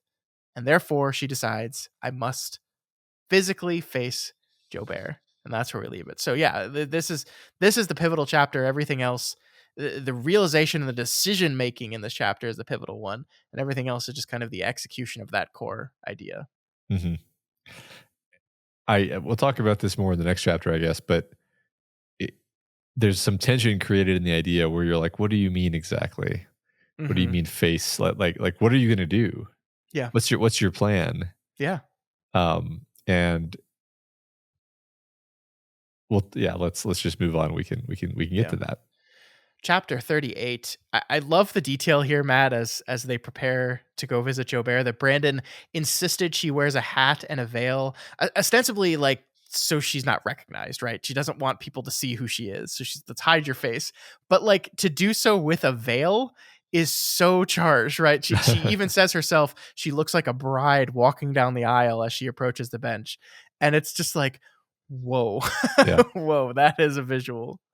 Yeah, that's fantastic visual. I love this. Mm-hmm. So I do want to just point out here that this chapter in and of itself is breaking the letter structural conceit that we've had up until this point. This moment, as she walks up and confronts Jobert, is not Jessie writing to Ruth. We're back into our close third person perspective. We're living the moment as it happens. This is not Jessie retelling the moment. It's almost as if King like recognized the importance of it, the importance of everything leading up to the eventual loogie she hawks, that we allow us, the reader, to be with it in the moment. I think that really matters. Yeah. No, I think it this is you're totally right. This, if there's going to be a break of the format, this is exactly the place that it needs to be. And in fact, we would have felt a little bit of distance if she had just been telling this to Ruth. Whereas I think the rest of the time it works perfectly. So yeah, no, that's a good point. It is really interesting that when it comes to the actual spit, though, it does switch back to the letter. I think that's really interesting. That like it's just that King felt that all the tension and stress of the moment leading up to her walking up to face him and pushing off Brandon and all that stuff needed to happen in real time. But when we get to her actual moment of like spitting at him, we go back to the letter conceit of her retelling it. I think that's a really interesting choice. That's really cool. There's a couple ways you could take that. I think one thing about it is like you almost want to say it's anticlimactic. That it's like all she does is spit, really? But it's like, well, it doesn't feel anticlimactic because the point is she had to face him and she had to make some gesture of defiance and rejection. Mm-hmm. And it almost doesn't matter what that gesture was. It just has to be something where she feels like it was earnest and give her something to feel good about and look back on and be like, I did that. So in that sense, it doesn't matter. It doesn't matter what exactly she did. So it's not like we had to see it live. Yeah, I agree. And in fact, the movie does not even have her spit at him. Mm-hmm. The movie changes that. So yeah, we'll get there. So yeah, I mean, this is we talked about this already, but I just want to reiterate, like, this is why the book needs Jobert, because like she doesn't have a Tom to confront, he's dead. She doesn't have a Gerald to confront, he's dead. She doesn't have a dog to confront either, right? The dog, we learn, is found later and killed. Um, Jobert Yeah. is the only man left that Jessie can have this physical confrontation to, and so he becomes a stand-in for all these other people, and that is why he matters. It's so funny just in this conversation. Shifted my perspective on Brandon so much because I'm like, it's almost more a confrontation with Brandon than it is anything because she's physically pulling away from this guy Yeah. and like she's like, no, I'm not. Get out of my way. This is what needs to happen. I Mhm. mean, it's actually a physical manifestation of the IFS, internal family systems process, is what it is. It's like Yeah. King had this idea of like we're going to literally have her literally shove away her firefighter part so that she can have the reparenting moment with the exile. I'm using the language here, but like that's great. I love that so much. Yeah. Yeah, yeah, I like it too. And I think she says in the moment actually that she's done with men telling her what she can't do, Mm. which is can or can't do. Yeah, it's perfect. Um, and I love this so much. For the time being, all her voices have become one voice. Speaking to the what you just said there is perfect. She basked in an unexpected unanimity, and what she knows is this: if she doesn't get closer to him now, if she doesn't get just as close as she can, he will never be far enough away. Ugh. I just love that writing. Mhm. That idea of I need to confront this right now because if I don't confront this right now, it will be with me forever. Ugh. Mhm. It's just great. It's just a great turn of phrase to express that idea. If I don't get as close as I can, he will never be far enough away. It's beautiful. Yeah. So as you said, Brandon times tries to stop her, but she's done with all that. She pushes away from him and she walks up to Jobert and whispers at him. Jobert looks up and immediately recognizes her. His face lights up. He smiles, and it's the eclipse again, of course, the total final eclipse. After all these years, the stars are once again shining in the daytime. They are shining in her head. And Jobert laughs at her and throws her own words back at her and says, "You are only made of moonlight." I God, what a moment. What a freaking moment. It's fantastic. It's incredibly creepy too. I Yeah. I kind of love that this is the only time we see him actually speak, Mhm. and when he does speak, it's in this weird falsetto Yeah. that is not. I don't know. It's just it's creepy and unnerving. I love it. Yep. So our final two chapters of the novel, we're going to go through these very quickly because they're both very short. We see here Jessie, unrestrained by all the men around her, hawks a giant loogie in Jobert's face. It's not much; it's just a gesture, as we've talked about, but it does change everything for her, right? It's a spit in Tom's face. It's a spit in Gerald's face. It's a spit in some asshole that doesn't want to pay to have a dog. It's a spit in his face. It's a spit in the face of all the men who have held her back or told her what she can do or tricked her into thinking that their way was the right way. It's a spit at I so here's where like do we want to take this idea and broaden it as like Jessie is woman spitting in the face of men? And I don't know if I'm comfortable with that ultimately. Like not to do not all men are whatever you said, hashtag not all men are Um, monstrous cannibals. yeah, But I was moved by this. I was moved by this as a gesture of her spitting in the face of every man who has ever done wrong to her, whether intentionally or unintentionally, throughout the course of her life. And this concept of a spit in the face of all men who think they can understand what it's like to be a woman, but ultimately cannot. Like I go back to that great quote at the end of the last chapter of like even this guy, even Brandon, could never possibly understand. And I think the point here is is no man can really understand what it's like to be a woman going through these things. Like you can hear it, you can empathize with it, certainly. I think you and I do. But I don't I think there's this break, there's this bridge that is uncrossable. And by the way, I think the same is true on the other side, right? Like this is a book specifically talking about a woman's experience with men. But I think there is women will never understand fully what it's like to be yeah, men, right? I'm not asking for sympathy here. Oh, woe is me. No, but I just think this is just patently true. right. That's what Um, the long walk is about. I do once we get to our overview episode next week, I do want to spend some time talking about just the general concept of I think this being a true message of the book is that like men, you know, monsters or normal guys alike can never fully understand what it's like to be a woman. Like I want to talk about the fascinating idea of that concept coming from a man who Right. wrote this book.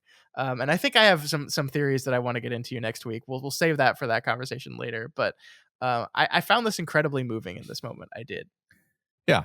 I think it's a very deliberate choice, obviously, that it isn't that she gives some impassioned speech. It isn't that she strikes him even. She just spits at him, which is like it's a gesture of disrespect, and it's very visceral. Hmm. I don't know what to do with this, but I keep thinking about the fact that almost the inciting incident of this book is that Gerald kind of accidentally spits on her at the beginning of the book. Hmm. And Hmm. I mean, you could even say like it is a kind of gesture of disrespect on his part because he's being so selfish and shitty that he just slobbers on her accidentally, and that like pushes exactly the wrong button in her trauma that causes her to kick him, resulting in his death. Um, and then the book happens. So there's an interesting reflection of the spitting happening here. I don't know. I kind of lose myself in the muddiness of like how seriously to take that symmetry. Um, Hmm. but I I mean, it is an unwelcome bodily fluid that is being yeah. foisted on a person who. So yeah, I mean, I think you're right. The connection is there, both in the spit that drops on her, that reminds her of the spunk that her dad forced on her. I think Mhm. I think the connection is there. She's giving it back, Yeah, for she's lack of a she's better phrase. she's rejecting it. She's throwing it back. She's Yeah, yeah, symbolically. And again, it's like as a symbol, it only needs to make sense in her psychology yeah, for it to work, for it to do hmm, its magic. yep. So yeah, And so the book ends, Matt, with Jessie wrapping up the letter, apologizing to Ruth for her bad behavior all those years ago, and says that for the first time, she thinks she's going to eventually be okay. Yeah, importantly to what you said earlier, not okay now. Definitely still not okay, but can see perhaps a faint light at the end of the tunnel that is all this darkness. That perhaps at the end of that tunnel, the sun will be out once again. Um, yeah, totally. I mean, it is a lovely ending because it's an ending of hope, and yeah. you really believe that there can be a good, happy, healing future for her. Yeah, it's great. Yeah, so the book ends with Jessie watching the sunset and not in fear for the first time. She says, "Bring on the night," and she sleeps with good dreams and a smile on her face, and that's how we end it. Yep. Really, really not like it is a powerful, positive, hopeful ending, but it is not a bad ending. As you said, it is not everything's resolved now. You did it. Good job. You get to be normal and happy forever now. No, of course not. She's got a long road ahead of her. We believe that. She's still probably going to have nightmares occasionally. She's still probably going to I still think she should probably find another therapist just to talk through these things probably. And maybe Ruth will help her convince her. Like I believe that Ruth, based on the person we know Ruth is now, I believe that Ruth will probably have that same conversation with her. It's like, great. I'm so glad you reached out to me. I'm so glad you're working through this stuff. I am not a therapist. And I think perhaps you should talk to a professional about some of these things. I will listen to you talk all day long and I will help you in any way I can. But also, there's more than one therapist in the world.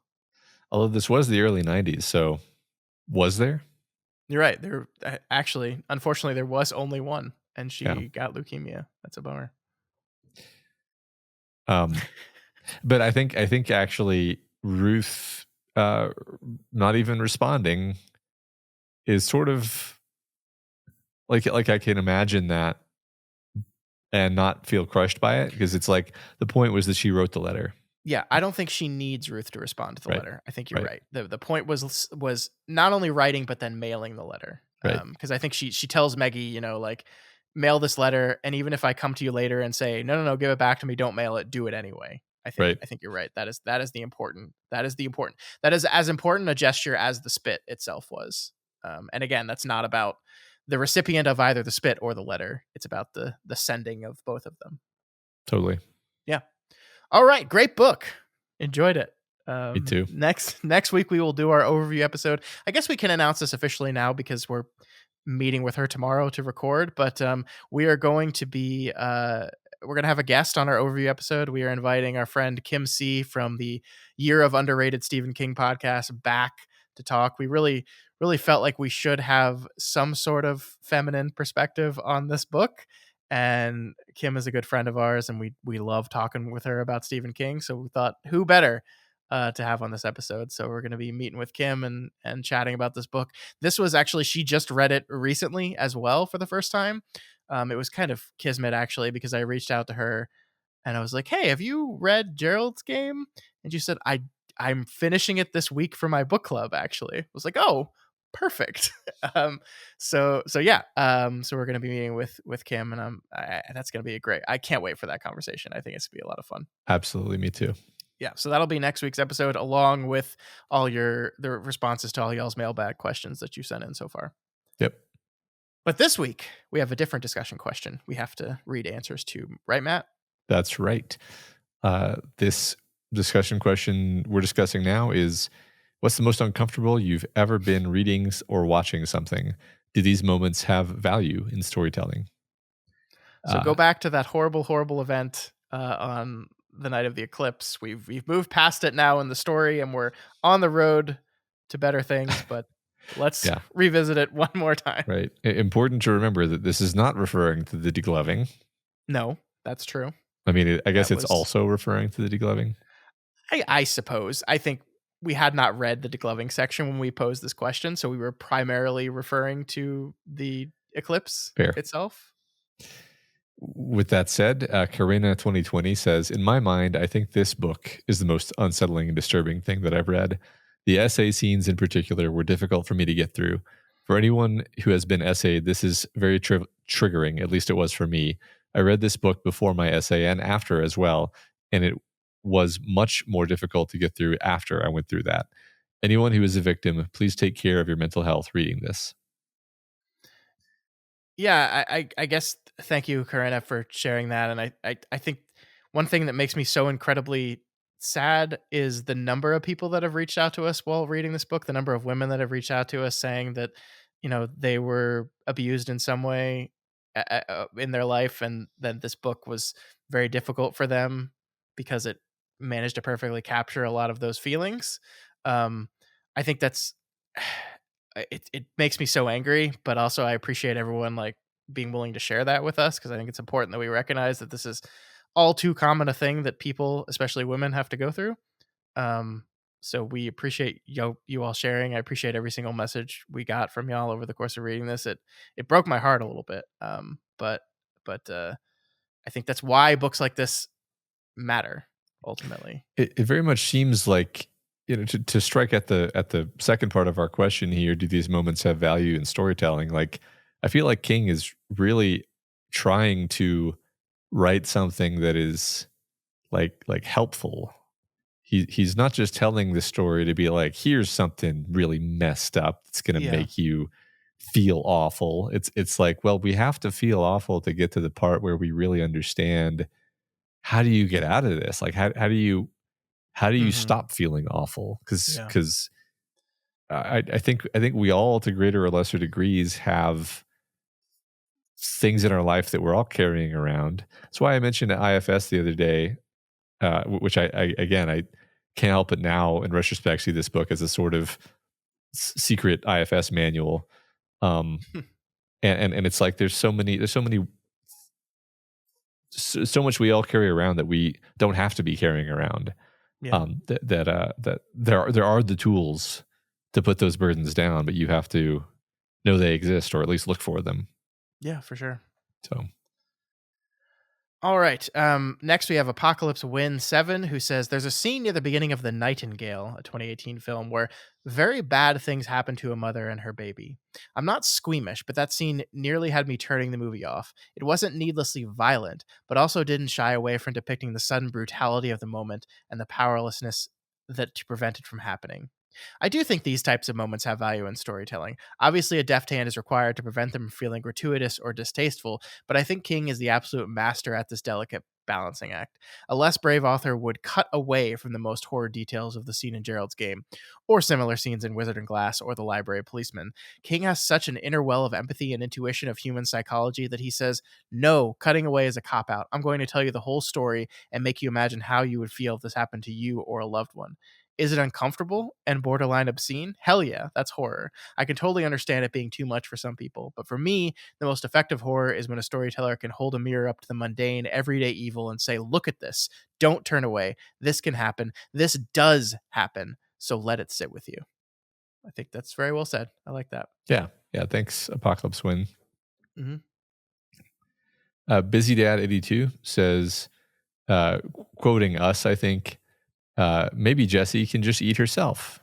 And then says, well, guys, interestingly enough, King may have written a story, that story too. I don't think we've read that short story. I don't think we have either. And I don't get this reference, but that's okay. Yeah, I won't spoil that word for you. There's definitely a short story in which that may or may not be a plot point. So first, Busy Dad thanks us for handling the difficult coverage last week.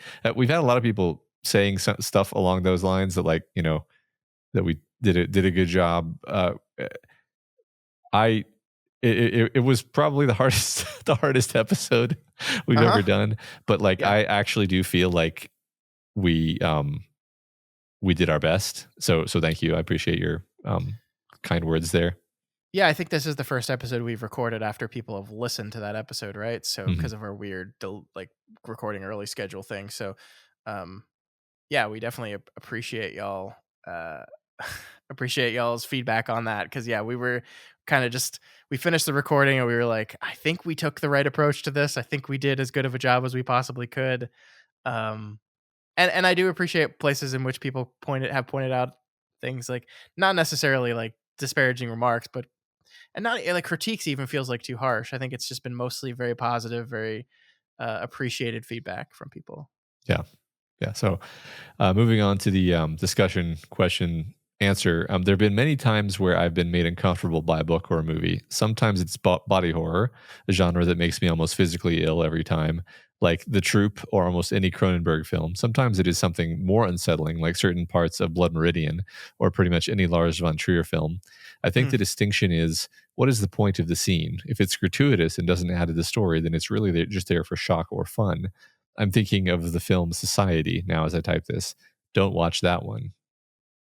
But this week's reading is necessary to the story because so many of us don't have to live with this reality that so many others have to live with every day. I think King wanted us to feel some of the brokenness that Jessie feels. There are several points in the story so far where she is rationalizing what happened to her, almost as if she can't necessarily trust what she's thinking because she blames herself for so much of what has happened. So to see the event itself in more black and white terms as she confronts it, we can see the progress of her healing as she becomes more honest with herself. Hopefully, this is one I'd never read and never plan to read again. I guess I also feel the same way about sex scenes. It's very seldom that is necessary to a book or movie at all. Yeah, interesting. So I there's a ton here. It's funny. I'm hung up on one particular word choice where you mentioned that there are, you know, gratuitous things that happen for shock or fun, and I'm thinking like Tarantino's whole, not his whole shtick. That minimizes like a lot of really good stuff that he does, but a lot of what he does is just over the top gratuitous violence. That's just fun. You're just like laughing. You're just like, this is great. Yeah. You're not disgusted at all, actually. I for some reason it's just funny to me. I never quite made that connection when thinking about the idea of like gratuitousness. It's like, well, that it can be totally, it can just be fun, actually. Yeah, the troop, man, the troop. We did the troop for book Oh club. my god. I don't know Yeah. how many people have heard of that book, but it's basically it's like every page he challenges himself to like find some new way to make you feel deeply, viscerally disgusted and Yeah. possibly vomit. So Yeah. There's another one I will not be ever rereading. Ever. yeah, I liked it though. Yeah. Next, we have Darren Longbeard, who says, I would position American Psycho as the most disturbing thing I've ever read. The horror comes not from the absolute gruesome murders and crimes Patrick commits, but in how casually he describes them, like it's just part of his everyday routine. As his fragile grip on reality begins to falter, and he becomes increasingly frantic and unsure of what he's doing is even real, the reader is left constantly questioning what the hell is going on. The most unsettling part is that it does an excellent job of letting you know that the world does indeed have some really bad people in it, and they can look just like you or me. Yeah, great pick. I've actually never read American Psycho. I've seen the film, of course, but I've never read the novel. I I I don't even know if I can claim credit for having read it because I think what happened is I got like 2/3 of the way through and was like, I think this book is bad for me and it's poison and I it makes me feel really bad and makes me feel gross and I don't really feel like there's like a redeeming side to this coin. And I Hmm. don't remember, this was like 20 years ago, so I don't remember what I did. I may have just like essentially skimmed so that I could read the end, and just say that I had like read the book.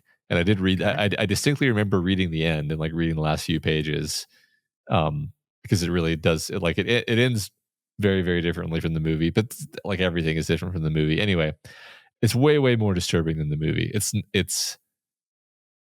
not that it's not funny, but it's not like a tongue in cheek satire funny. It's like a different kind of funny that leaves you feeling gross and bad. Sure. Sure. So you're telling me I should read it? I don't know that you would enjoy it, but you might feel. I don't know. I never like to tell people not to read something that is like artistic. Yeah. Um, but it's just like it makes you feel ill a lot of the time. So Mm. buyer beware, I guess. Not Sure. telling you not to read it. Just Okay. that's what it is. Yeah. I gotcha. Finally, Don Zest says, Unsettling Read, Night by Ellie Weissel. I first read it in seventh grade and was glad to know my kids read it for literature class in high school. So many horrific events and descriptions, and that was the point. The horrors of the Holocaust need to be remembered. It seems unfathomable that such a thing could occur, especially for those of us living comfortably in the 21st century. I've never read that. Neither do I. I don't even actually recognize the name, which is Me neither. yeah, slightly surprising since Since you know apparently all authors that have ever written books. I do. But aside from that fact, the fact that it's that people read it in school, you figure you would have heard of it if people were forced to read it in school, right? Yeah, I agree. I need to look this up. We're adding it to the list, Matt. Okay. All right. Thank you all for those answers. I think this is really informative. I generally agree with the sentiment that these types of things, while disturbing and often difficult to read, are ultimately necessary. I've always kind of believed that fiction should shine a light on reality, and like people more more succinctly and aptly put than I. These are things that people go through every day. Yep. That happens. So yeah, I appreciate and respect King's commitment to the truth in that regard. I agree. All right, so this next discussion question, we're gonna pose this one knowing that this one, the answers to this one will be read when we are covering the Flanagan film. So it is going to be about the Flanagan film. So Matt, what is this question for 2 weeks from now? What is one thing that Flanagan gets correct when adapting King that you think the less successful King adaptations get wrong? Yeah, and maybe use some examples of those less successful King adaptations, because I do think one thing, Flanagan has adopted two 3 stories now, one of which we haven't seen, The Life of Chuck, coming out later this summer, that we'll be covering in a long, long time. Both of the adaptations he's done, I think we can safely say, as two people that have watched them, are pretty successful adaptations. Now, whether like how they function as a film, like we'll talk in detail as we get to both of them. But I think successfully adapt Stephen King, and he's the newest member in a long line of these people get King groups. So I think it would be fun to really. It's definitely something we're going to be doing on the episode, but also I want to hear from y'all. We want to hear what y'all have to think about how he successfully adapts King and how other people get it wrong. Yeah, look forward to those answers. Yeah. All right, folks, that is it. As we said, next week's episode will be with Kim C as we do our overview episode for Gerald's Game. No, not a chapter by chapter analysis, but a step back and a look at the book as a whole, its themes, and ultimately what we thought about it during our experience reading it. So I'll be next week. That's right. Remember, you can reach us via email at flanaganswakepod@gmail.com or over on Twitter at flanaganswake19. The subreddit at reddit.com/r/doofmedia is probably the best place to answer that discussion question. We also have a Instagram at doofmedia. And we're on Blue Sky at Flanagan's Wake Pod. Don't forget every episode. Places. What? Sorry? I said we're so many places. It's just crazy how many places we are. We are everywhere. Just mash your hands into the keyboard and try to get some combination of the words doof and Flanagan, and you'll find us. And in fact, late at night, if you wake up and look over into the corner of your bedroom, we're there. We're there. We're there whispering all the names of the voices that you hear in your head, but you've never admitted to another soul.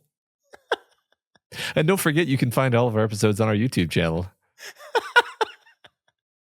Also, one of the things we're whispering into your ear as you sleep at night is buy our merchandise.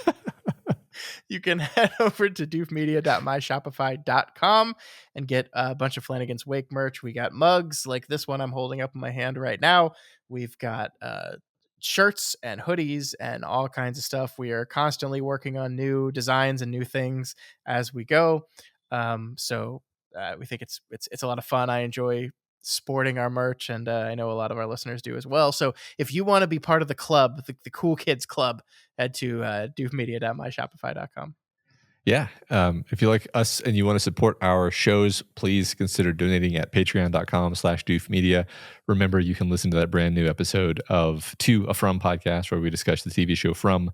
Again, really good episode. Really had fun doing that. Check it out. And of course, if you cannot afford to donate to the Patreon right now, that is absolutely okay. There are still always tons of free ways to help us out. You can continue to share the podcast. If you see people talking about Flanagan, which they're doing a lot of places now because he's so hot right now, let them know about our show. Let them know. And of course, you can also always help us out by writing a review and leaving us a rating on any of the podcast apps that you use. I think Spotify does it. Audible does it. I know Apple Podcasts is the most famous one, but a lot of these apps have reviews, and those reviews really help us. So please drop us a rating and a review, and it will help people find the show. This week's review comes from Rose of Redwall. I'm pretty sure we haven't read this one already, so apologies if we have. Rose of Redwall leaves us 5 stars and says, all the stars. As always, Scott and Matt's discussions are fascinating deep dives into stories and how they're told. The comfortable chemistry of 2 longtime friends makes every episode an entertaining listen, and their knowledge provides new insights I never would have gotten on my own. I followed them here from Kingslingers, and I can tell from the first episode the show will be equally amazing. P.S. Should have called it Flan Slingers. Just think of all the ridiculous dessert-based merch. So we did actually do that. We made a joke 2 years into Kingslingers that our next podcast was going to be Flan Slingers, and I made a fake show image, which was a piece of flan with Mike Flanagan's head sticking out of it. I forgot about this. So there was a brief moment in time in which that was our show. So I agree. Matt overruled me ultimately. Yeah, that's true. That's not to say that we can't still have a lot of flan based merchandise. I mean, we can do whatever we want, really. Yeah, think we need some sort of flan-based coffee mug, at least. I agree. It's actually pronounced flan, which really destroys this whole thing, but that's fine. I knew that. Well, thank you so much, Rose, for that review, and thank you everyone who has sent those in. We keep seeing them. It's a joy to read them, and it does really help us, so we appreciate you all taking the time to do that. All right, folks, that is it for us this week. We are finally done. This was a long one, but a good one. Hope you guys enjoyed reading Gerald's Game with us, and next week we will do our overview episode, and then move on to Mike Flanagan's movie. Until then, rest in peace, Mr. Flanagan.